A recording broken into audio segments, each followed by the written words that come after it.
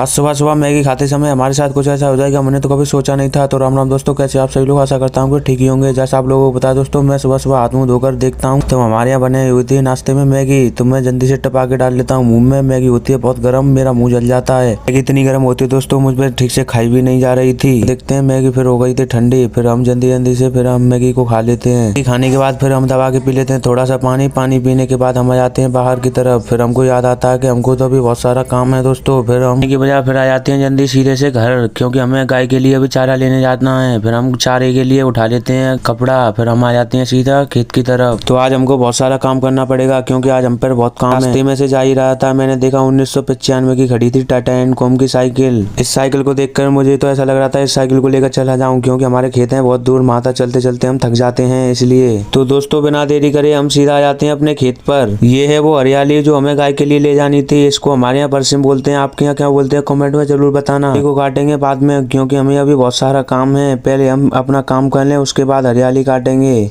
तो काम क्या है दोस्तों, जो हमने कल गड्ढे किए थे उनके लिए ये डंडे ले जाने हैं उस दूसरे वाले खेत पर। तो दोस्तों जैसा यहाँ पर ऐसा बंध रहा है ये, ऐसे ही हमको दूसरे खेत पर बांधने हैं। तो जल्दी हम बिना देरी करे अपने काम पर लग जाते हैं। इस खेत पर से उस खेत पर ले जाने हैं, हमको बहुत टाइम भी लगेगा ले जाने में। तो बिना देरी करे हम जल्दी से लग जाते हैं अपने काम पर। फाइनली हमने रस्सी तो इकट्ठी कर ली थी, बस काम रह गया है यहाँ से उन डंडों को उखाड़ कर ले जाने का। तो बिना देरी करे हम जल्दी से उन डंडों को उखाड़ने के लिए लग जाते हैं। तो फाइनली दोस्तों हमने डंडे उखाड़ भी लिए और गाड़ भी दिए। बस काम रह गया है इन रस्सियों को यहाँ पर बांधने का। रस्सी को बांधेंगे बाद में, क्योंकि धूप भी बहुत पड़ रही थी और मुझे प्यास भी लग रही थी। मेरा गला भी सूख रहा था दोस्तों, गर्मी बहुत ज्यादा पड़ रही है। तो दोस्तों बिना देरी करे हम सीधा आ जाते हैं नल पर पानी पीने के लिए। बाद ये मुंह को किया थोड़ा सा साफ, फिर बालों पर मारा थोड़ा सा हाथ, फिर हो जाती है मेरी थोड़ी सी शकल साफ। शकल साफ करने के बाद सीधा आ जाते हैं हम गाय के लिए हरियाली काटने के लिए। हम आ जाते हैं पेड़ों के नीचे छांव में बैठने के लिए। तो कैसा लगा आज का मेरा ब्लॉग दोस्तों? मिलते कल अपने नए ब्लॉग में। जय श्री राम।